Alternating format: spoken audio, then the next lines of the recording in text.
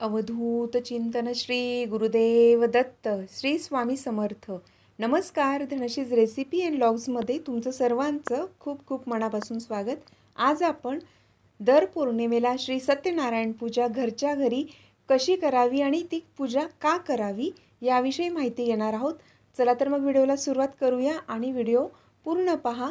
तर सत्यनारायणाची पूजा ही दर महिन्याला घरच्या घरी आपण करू शकतो, कारण जेव्हाही आपण दिंडोरी प्रणीत श्री स्वामी समर्थ केंद्रात आपल्या काही समस्या असतील तर त्यासाठी जेव्हा आपण तिथे प्रश्न मांडत असतो त्यावेळेला आपल्याला नित्यसेवा आणि त्याचबरोबर दर पौर्णिमेला श्री सत्यनारायणाची पूजा करण्यास सांगितलं जातं. तर श्री सत्यनारायणाची पूजा का करावी, तर जेव्हाही आपल्या घरात सुख शांती राहत नसेल किंवा जे आपण अन्न बनवतो ते पूर्ण पडत नसेल किंवा अजून काही समस्या असतील, आरोग्य चांगलं न राहणे, नेहमी घरात भांडणं होणे किंवा कटकटी होणे किंवा कुठलेही काम आपण कितीही चांगल्या पद्धतीने केलं तरी त्यात आपल्याला यशस्वी न होणे, त्यात आपली प्रगती न होणे आणि त्याचबरोबर ते काम पूर्णत्वास न जाणे किंवा जी आपले आर्थिक संकट येत राहणे किंवा आपण कितीही मेहनत केली तरी आपली आर्थिक परिस्थिती न सुधारणे किंवा आर्थिक प्रगती न होणे, यासाठी आपल्याला श्री सत्यनारायणाची पूजा करणं हे अत्यंत गरजेचं आहे. त्याचबरोबर लक्ष्मी प्राप्तीसाठी आणि जी प्राप्त लक्ष्मी आहे तर ती लक्ष्मी स्थिर राहण्यासाठी आपल्याला दर पौर्णिमेला श्री सत्यनारायण पूजन हे करायलाच हवं. आणि ही पूजा अगदी साधी सरळ पूजा आहे. जेव्हाही आपण ही घरच्या घरी दर पौर्णिमेला करतो त्यावेळेला आपल्याला याचे नक्कीच चांगले अनुभव येतील, कारण हे अतिशय साधी सरळ पण अतिशय प्रभावी अशी सेवा आहे. तर तुम्ही देखील नक्कीच करा. जर करत नसतील तर नक्की सुरुवात करा. आणि ह्या पूजेची मांडणी देखील अतिशय सोपी आहे. जर तुम्ही ही पूजा 1-2 पौर्णिमा कराल तेव्हा तुम्हाला सुरुवातीला थोडं वाटेल, पण नंतर जेव्हा तुम्ही प्रत्येक पौर्णिमेला कराल तेव्हा तुम्हाला अगदी सहज आणि सोपी अशी ही पूजा वाटेल. कारण पूजेची मांडणी करायची, पूजा करायची आणि श्री सत्यनारायणाची जी कथा असते तर ते 5 अध्याय असतात, तर ते 5 अध्याय आपल्याला वाचायचे असतात. त्याचबरोबर अजून एक महत्त्वाची गोष्ट की जेव्हा आपण श्री सत्यनारायणाची पूजा घरच्या घरी करत असतो दर पौर्णिमेला, तेव्हा आपल्याला आपण जो प्रसादासाठी शिरा बनवलेला असतो तर तो सव्वाच्या मापानेच बनवायचा असतो. म्हणजे अगदी लहान वाटी घ्यायची, जे काही तुमच्याकडे माप असेल ते सव्वाचंच माप घ्यायचं आणि त्याच्यानेच आपण तो बनवायचा आहे. कारण हा प्रसाद फक्त आणि फक्त घरातल्याच व्यक्तींनी खायचा आहे.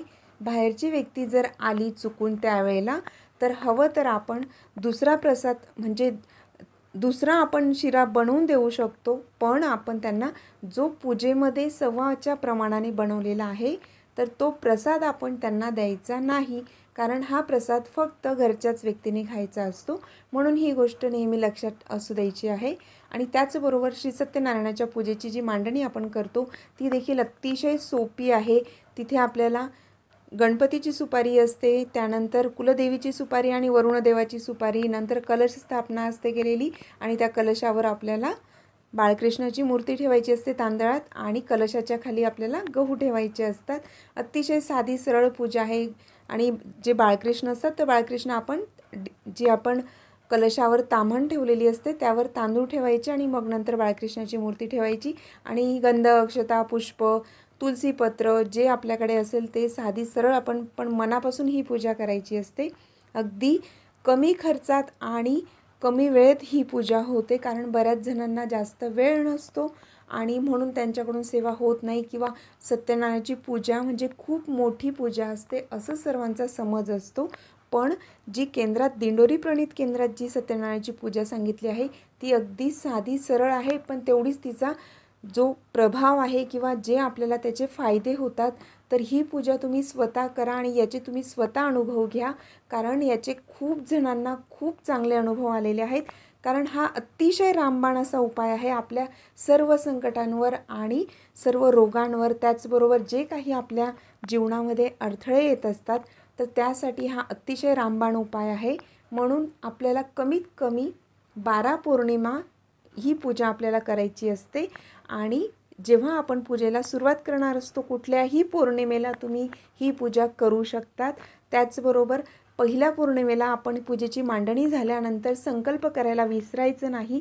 हातात पाणी घ्यायचं, अक्षता घ्यायच्या, पुष्प असेल तर पुष्प घ्यायचं आणि ही पूजा आपण कुठल्या कामासाठी करत आहोत ते आपल्याला बोलायचं आहे. आणि सर्वात अगोदर आपण हातात पाणी वगैरे ते घेतल्यानंतर आपण आपलं नाव बोलायचं, आपलं गोत्र असेल तर त्याचा उच्चार करायचा आणि ही पूजा तुम्ही कुठल्या कारणासाठी करत आहात किंवा कुठल्या तुमची जी मनातली इच्छा आहे तर ती सांगायची आहे आणि सरळ हाताने पाणी ताम्हाणात सोडायचं आहे.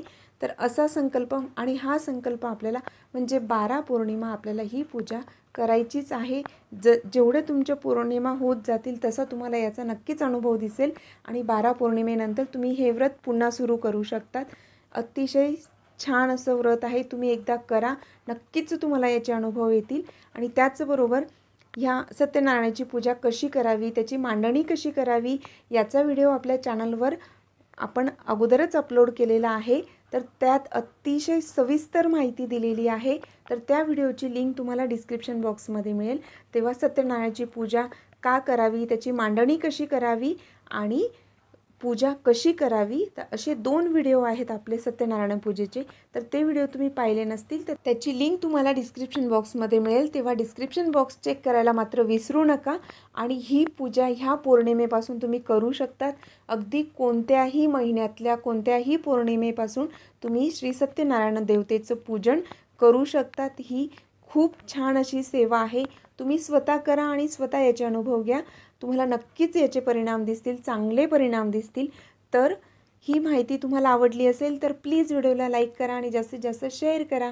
आणि अजून आपल्या चॅनलला जर सबस्क्राईब नसेल केलेलं तर कृपया सबस्क्राईब करायला विसरू नका. आणि तुम्ही सर्वांनी अगदी वेळात वेळ काढून व्हिडिओ पाहिल्याबद्दल खूप खूप मनापासून धन्यवाद. श्री गुरुदेव दत्त. श्री स्वामी समर्थ.